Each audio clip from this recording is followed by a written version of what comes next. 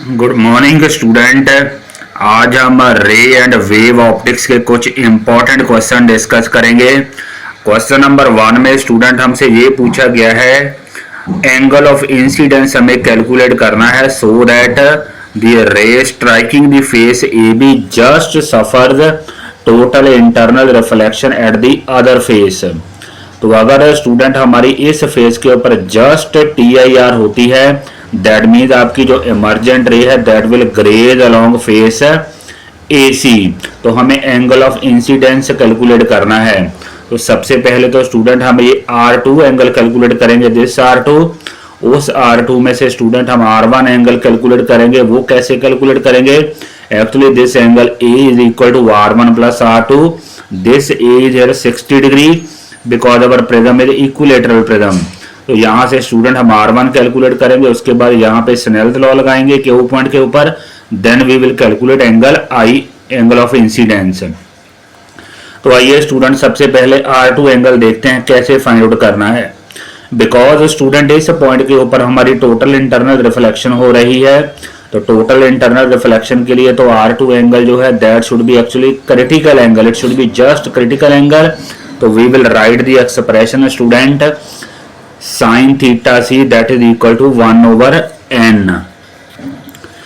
where theta c actually stands for critical angle। here student जो theta c है that is actually equal to R2। तो यहाँ से student sin theta c n की value हमें 1.5 given है, तो सॉल्व करेंगे इट इज कमिंग 0.65। यहाँ से स्टूडेंट थीटा सी की वैल्यू हमारे पास आ रहेगी साइन इनवर्स 0.65। सॉल्व करेंगे तो क्रिटिकल एंगल हमारे पास आ रहा है 41 डिग्री। तो कहने का मतलब है स्टूडेंट ये जो R2 एंगल है that is actually 41 degree, only then here just TIR will take place. तो एज स्टूडेंट ऑलरेडी डिस्कस्ड, जो एंगल A है that is equal to R1 plus R2। यहाँ से हमने R1 कैलकुलेट करनी है। R1 की वैल्यू आएगी A माइनस R2, A की वैल्यू है 60 degree angle of prism, R2 हमने कैलकुलेट किया है 41 डिग्री। तो सॉल्विंग दिस R1 की वैल्यू आ रही है 19 degree, this actually R1 is 19 degree. उसके बाद स्टूडेंट यहाँ पे स्नेल्स लॉ लगाएंगे।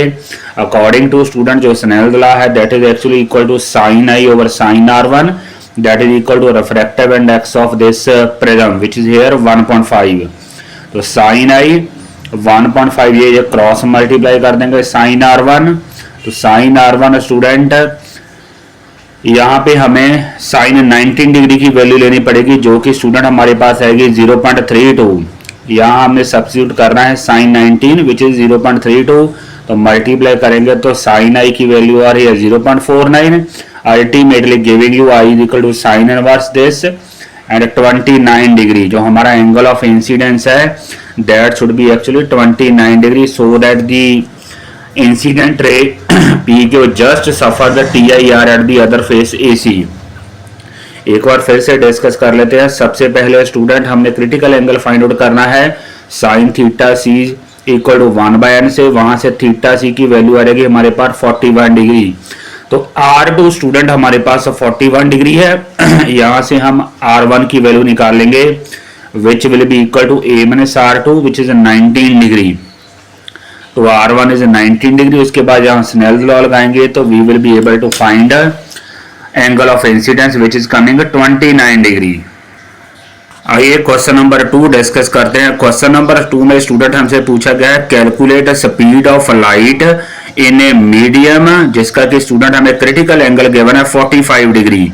तो सबसे पहले तो स्टूडेंट हम एक्सप्रेशन यूज करेंगे। Actually first of all we will calculate n, only then we can calculate speed of light in that particular medium. तो साइन थीटा सी हमारे पास होता है 1 ओवर n। तो यहाँ पे क्रिटिकल एंगल हमें गिवन है sine 45 degree, that will be equal to 1 over n। तो साइन 45 के स्टूडेंट यहाँ पे वैल्यू पुट करेंगे 1 over √2 that is equal to 1 over n। तो यहाँ से स्टूडेंट हमारे पास n की वैल्यू आएगी √2। उसके बाद स्टूडेंट हमारे पास एक्सप्रेशन होता है n is equal to C over V। यहाँ से स्टूडेंट V की वैल्यू आएगी C ओवर n। तो C स्टूडेंट हमारे पास है speed of light in vacuum और एयर जिसकी की स्टैंडर्ड वैल्यू है 3 × 10⁸ और n की वैल्यू है √2। ये हमने कैलकुलेट कर लिया। तो सॉल्व करेंगे तो स्टूडेंट यहाँ √2 की वैल्यू हम सब्स्टिट्यूट करेंगे 1.41। तो सॉल्व करेंगे तो स्पीड लाइट की आएगी in given medium 2.1 into 10⁸ metre per second.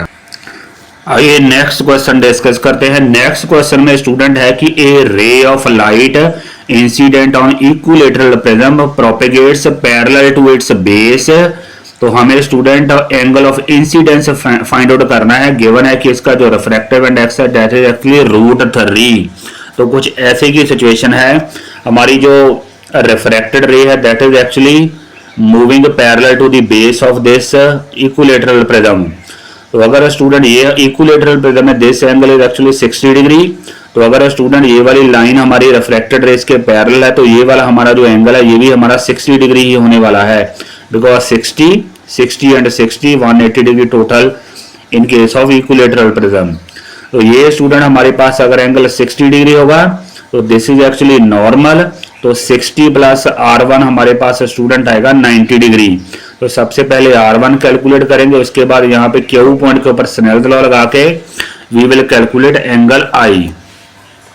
तो जैसे कि स्टूडेंट हमने डिस्कस किया QR is parallel to BC, इसलिए स्टूडेंट हमारा जो एंगल AQR है this angle AQR that is actually 60 degree. तो उसके बाद स्टूडेंट जैसे कि डिस्कस किया है AQR plus R1 is 90 degree, because this is actually this dotted line is normal.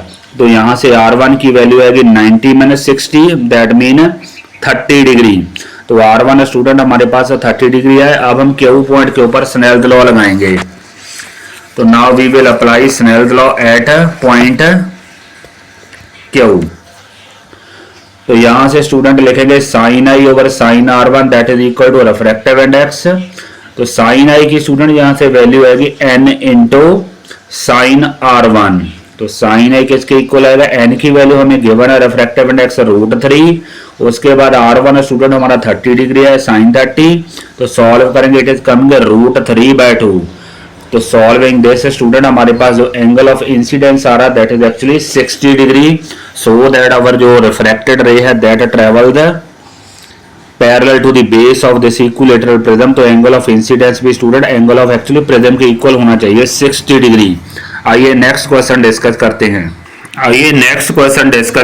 Next question में स्टूडेंट हमें गिवन है कन्वेक्स लेंस गिवन है जिसका हमें रिफ्रैक्टिव इंडेक्स गिवन है 1.5, उसकी फोकल लेंथ हमें गिवन है 20 सेंटीमीटर। उसको स्टूडेंट हमने प्लेस किया है एक अनदर मीडियम में प्लेस किया है जिसका रिफ्रैक्टिव इंडेक्स है 1.65। हमें स्टूडेंट पूछा है उस मीडियम में जिसका कि रिफ्रैक्टिव इंडेक्स 1.65 है, उस मीडियम में इस लेंस की कितनी फोकल लेंथ होगी। और उसके बाद हमसे ये पूछा गया है कि इसको कौन से मीडियम में रखा जाए इस लेंस को, so that it behaves as a plane sheet of glass. तो आइए स्टूडेंट सॉल्व करते हैं। पहले लेंस मेकर फार्मूला यूज करेंगे। एयर के लिए लेंस मेकर फार्मूला होता है 1/f is equal to Ng - 1/R1 - 1/R2। अगर स्टूडेंट इसको here FA actually stand for focal length in air, अगर इसी लेंथ को स्टूडेंट हम किसी और मीडियम में रख दे तो यहाँ पे आएगा 1/FM that is equal to this is actually focal length in given medium जो हमें कैलकुलेट करनी है Ng over Nm। This is the refractive index of glass, this is refractive index of medium -1 1/R1 - 1/R2। ये हमारी student equation number 1 है। This is equation number 1, this is equation number 2। दोनों को divide करेंगे। तो जैसे ही स्टूडेंट हमने divide किया तो हमारे पास इक्वेशन आ रही है FA over FM that is equal to this quantity. उसके बाद जिसकी वैल्यू स्टूडेंट हमें 20 गिवन है, FM हमें कैलकुलेट करनी है। ग्लास का रिफ्रैक्टिव इंडेक्स 1.5 गिवन है और मीडियम का 1.65 है। तो वैल्यू सब्स्टिट्यूट कर देंगे तो थोड़ा सिंपलीफाई करेंगे। हमारे पास जो फोकल लेंथ आएगी मीडियम में वो स्टूडेंट आ रही है 110 सेंटीमीटर, 110 सेंटीमीटर, वो भी नेगेटिव में स्टूडेंट। उसके बाद सेकंड क्वेश्चन में हमें गिवन है कि if lens behaves as a plane sheet in the given medium तो उसका रिफ्रैक्टिव इंडेक्स कितना होना चाहिए। प्लेन शीट के लिए स्टूडेंट हमारे पास जो फोकल लेंथ होगी मीडियम में वो होगी इन्फिनिटी। तो इक्वेशन नंबर 2 में स्टूडेंट FM की वैल्यू इन्फिनिटी सब्स्टिट्यूट कर देंगे 1/infinity which is equal to 0 that is equal to right hand side. यहां से स्टूडेंट अब वैल्यू कैलकुलेट करेंगे।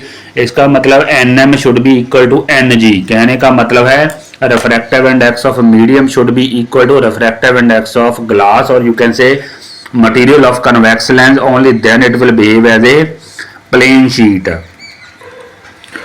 यहाँ स्टूडेंट हमें दो कन्वेक्स लेंस गिवन है, एक की फोकल लेंथ है 1.25 और दूसरे की है 5 सेंटीमीटर। हमें कंपाउंड माइक्रोस्कोप डिजाइन करनी है। हमसे पूछा है कि उस कंपाउंड माइक्रोस्कोप की मैग्निफिकेशन जो है वो 30 होनी चाहिए। हमें फाइंड आउट करना है distance between objective lens and eyepiece calculate करना है। कंपाउंड माइक्रोस्कोप में स्टूडेंट हमारे पास एक्सप्रेशन होता है मैग्निफिकेशन का L over F not 1 plus D over F E. Here F4 stands for focal length of objective lens. This is focal length of eyepiece. This is actually least distance of distinct vision, which is here 25 centimeter. This L we have to calculate the distance between two lenses. तो यहाँ student यही value हम आज substitute करेंगे। FO हमें given है 1.25, similarly FE भी given है, D की वैल्यू 25 सब्स्टिट्यूट करेंगे, M हमें गिवन है 30, तो मैग्निफिकेशन 30 होनी चाहिए। सब्स्टिट्यूटिंग दी वैल्यू हमारे पास जो L की वैल्यू स्टूडेंट आ रही है दैट इज एक्चुअली 6.25 सेंटीमीटर। कहने का मतलब कंपाउंड माइक्रोस्कोप में जो दो कन्वेक्स या you can say converging lens होते हैं उनके बीच जो सेपरेशन है that should be 6.25। This is also equal to length of the compound microscope. Next question में स्टूडेंट हमें गिवन है एक कन्वेक्स लेंस है जिसकी हमें फोकल लेंथ गिवन है और एक कनकेव लेंस है उसकी भी फोकल लेंथ गिवन है। They are kept 30 centimetre apart, somewhat like this student, 30 centimetre apart और ऑब्जेक्ट डिस्टेंस हमें 30 सेंटीमीटर गिवन है। हमें फाइनल इमेज कैलकुलेट करना है और हमसे ये पूछा गया है कि if object is placed 30 centimetre in front of this concave lens. पहले केस में तो स्टूडेंट ऑब्जेक्ट हमारा 30 centimetre in front of convex lens है और अगर इसको 30 सेंटीमीटर इसके प्लेस किया जाए तो what will be the effect on the result. आइए देखते हैं। पहले कन्वेक्स लेंस के लिए लेंस फार्मूला यूज करेंगे। तो यहाँ पे f की वैल्यू स्टूडेंट हमारे पास आएगी +20 फॉर कन्वेक्स लेंस। v हमें कैलकुलेट करना है, ऑब्जेक्ट डिस्टेंस है -30, तो सॉल्व करेंगे तो v की वैल्यू आएगी 60 सेंटीमीटर। तो कहने का मतलब यहाँ से स्टूडेंट 60 सेंटीमीटर दूर हमारा इमेज फॉर्म होगा। अज्यूम स्टूडेंट के यहाँ पे convex lens is forming image, तो ये स्टूडेंट 60 सेंटीमीटर। तो this image actually will act as object for this concave lens. तो स्टूडेंट तो हम यहाँ पे इस केस में हमारा जो ऑब्जेक्ट डिस्टेंस हुआ वो कितना हुआ, जो ये 60 है, 60 में से ये 30 सब्ट्रैक्ट कर देंगे तो दैट विल बी 30 सेंटीमीटर और वो भी स्टूडेंट पॉजिटिव है, +30 होगा u for the concave lens. तो कनकेव लेंस के लिए स्टूडेंट u हमारा होगा +30, f होगी नेगेटिव, तो लेंस फार्मूला यूज करेंगे कनकेव लेंस के लिए। f की वैल्यू यहाँ सब्स्टिट्यूट करेंगे -15, f की वैल्यू -15, u स्टूडेंट यहाँ पे पॉजिटिव आएगा 30, तो सॉल्व करेंगे v की वैल्यू आएगी 30 सेंटीमीटर। अब स्टूडेंट अगर केस नंबर 2 डिस्कस करें, केस नंबर 2 में अगर ऑब्जेक्ट को हम student 30 centimetre in front of concave lens भी प्लेस कर दें तो there will not be any change in result because of principle of reversibility. आइए नेक्स्ट क्वेश्चन डिस्कस करते हैं। नेक्स्ट क्वेश्चन में स्टूडेंट एक कन्वर्जिंग और डाइवर्जिंग लेंथ है, equal focal length they are placed coaxially. हमें power and focal length combination की calculate करनी है। हमारे पास स्टूडेंट कॉम्बिनेशन का एक्सप्रेशन होता है 1/f that is equal to 1/f1 plus 1/f2। यार दोनों ही स्टूडेंट फोकल लेंथ इक्वल है, f1 is equal to f2 that is assume to be equal to f। तो अगर बात करें स्टूडेंट कन्वेक्स लेंथ की तो f1 की वैल्यू हम सब्स्टिट्यूट करेंगे +f। अगर कनकेव लेंथ की बात करें तो f2 सब्स्टिट्यूट करेंगे -f, तो यही सब्स्टिट्यूट करेंगे। तो 1/f स्टूडेंट किसके इक्वल होती है, पावर के। इसका मतलब कॉम्बिनेशन की स्टूडेंट जो पावर होगी दैट विल बी 0। और अगर बात करें फोकल लेंथ की, फोकल लेंथ होगी 1/पावर विच इज इनफाइनाइट। तो कॉम्बिनेशन की हमारे पास जो फोकल लेंथ होगी वो इनफाइनाइट होगी और पावर हमारे पास होगी 0। आइए नेक्स्ट क्वेश्चन डिस्कस करते हैं। नेक्स्ट क्वेश्चन में स्टूडेंट हमें 3 डायग्राम गिवन है। फर्स्ट केस में स्टूडेंट हमारे पास कॉम्बिनेशन है एयर और ग्लास का, सेकंड में है कॉम्बिनेशन एयर और वाटर का, और थर्ड केस में स्टूडेंट हमारे पास कॉम्बिनेशन है वाटर और ग्लास का कॉम्बिनेशन है। नीचे है वाटर और ऊपर है ग्लास। हमें स्टूडेंट एंगल आर कैलकुलेट करना है, we have to calculate angle r. तो टर्न वाइज स्टूडेंट हमें एंगल डायग्राम डिस्कस करेंगे। पहले डायग्राम डिस्कस करते हैं फ्रॉम फिगर नंबर 1 स्टूडेंट अगर स्नेल्स लॉ लगाएं तो यहाँ पे हमारे पास आएगा sine i, this is actually angle of incidence, this is angle of refraction, sine i over sine 60 over sine 35, sine 60 over sine 35 that will be actually equal to the refractive index. जैसे medium में student हमारा angle of refraction बन रहा है, कहने का मतलब glass के रिफ्रैक्टिव इंडेक्स के इक्वल होगा N G with respect to air. तो sine 60 over sine 35 that is equal to refractive index of glass with respect to air. तो वैल्यू सब्स्टिट्यूट करेंगे साइन 60 और साइन 35 की, तो यहां सॉल्व करेंगे तो हमारे पास स्टूडेंट एन जी की वैल्यू आएगी 1.5। This is actually refractive index of glass with respect to air. अब उसके बाद सेकंड डायग्राम डिस्कस करेंगे। Here student this is angle of incidence, this is actually angle of refraction. तो sine 60 over sine 45 that is equal to refractive index of this medium, जिसमें angle of refraction बन रहा है water, refractive index of water NW with respect to air. तो here the first medium is air. तो second में student हमारे पास आएगा sine 60 over sine 41, actually this angle is sine 41, this angle is sin, this is 41 degree not 45. So here student we will substitute sin 41 that is equal to refractive index of water with respect to air।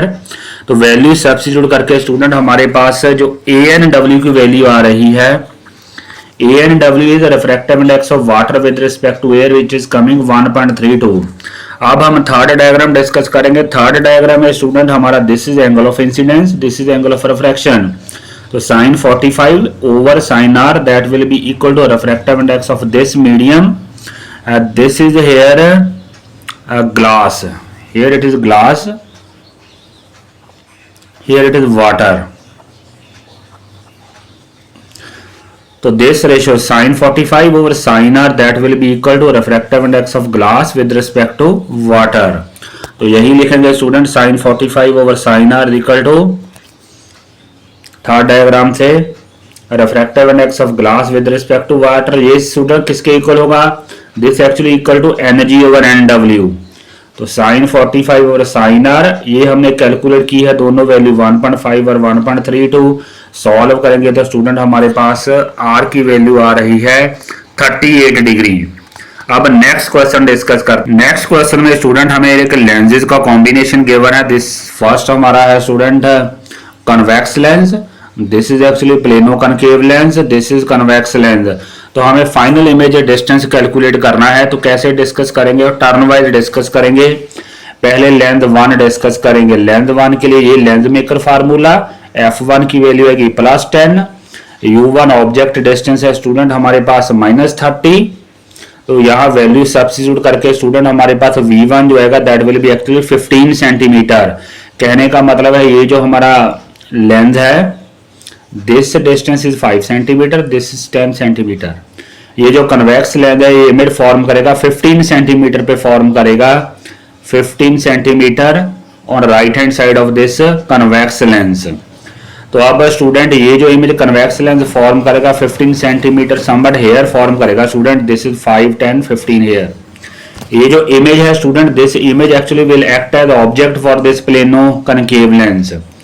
तो इसके लिए student हमारा जो object distance होगा वो कितना होगा, वो हमारा डिस्टेंस होगा जितना हमारा ये V1 है 15 में से जो 5 सब्ट्रैक्ट करेंगे तो 10 आएगा। इसके लिए ऑब्जेक्ट डिस्टेंस होगा 10, F हमें गिवन है -10। इसके लिए length maker formula, length formula use करेंगे 1/f 1/v माइनस 1/u। तो F इसकी स्टूडेंट -10 है, U इसका है 10 और वो भी स्टूडेंट +10 है because the image is formed the object is on right hand side of plano concave lens.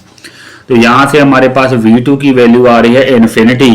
कहने का मतलब है this plano concave lens will form image at infinity. यही इमेज जो है student that will act as object for the third lens. इसका मतलब third lens के लिए हमारा जो ऑब्जेक्ट डिस्टेंस होगा वो इन्फिनिटी होगा। F हमें इसकी गिवन है, अगेन लेंस फार्मूला यूज करेंगे। यहां से हमारे पास जो फाइनल इमेज डिस्टेंस आ रहा है दैट इज एक्चुअली 30 सेंटीमीटर। आइए नेक्स्ट क्वेश्चन डिस्कस करते हैं। नेक्स्ट क्वेश्चन में स्टूडेंट हमें गिवन है कि फ्रॉम डेंसर टू रेयर एक मीडियम में आई एंगल पे रेस ट्राई करती है और साथ में गिवन है कि जो रिफ्लेक्टेड और रिफ्रैक्टेड रे है they are actually perpendicular to each other. हमें क्रिटिकल एंगल फाइंड आउट करना है। We have to calculate theta C. अगर स्टूडेंट डायग्राम से ध्यान से देखें, this is actually our refracted ray, this is reflected ray, तो दोनों 90 डिग्री पे है। तो ये टोटल एंगल स्टूडेंट हमारा है 180 डिग्री, 180। तो we will write r plus 90 plus r dash that is equal to 180। तो ये r डैश बेसिकली i के ही इक्वल है यहाँ पे, बिकॉज हेयर रिफ्लेक्शन फिनोमेना हो रहा है, तो i must be equal to r dash. तो फर्स्ट स्टेप में स्टूडेंट लिखेंगे r plus r dash plus 90 degree equal to 180। यहाँ से student r plus r dash की वैल्यू आएगी 90 डिग्री, तो r की वैल्यू है हमारे पास 90 माइनस r डैश। तो r डैश जैसे कि डिस्कस किया i के इक्वल है, तो 90 माइनस i आया हमारे पास r। अब स्नेल्स लॉ यूज करेंगे, sine i over sine r that is equal to n।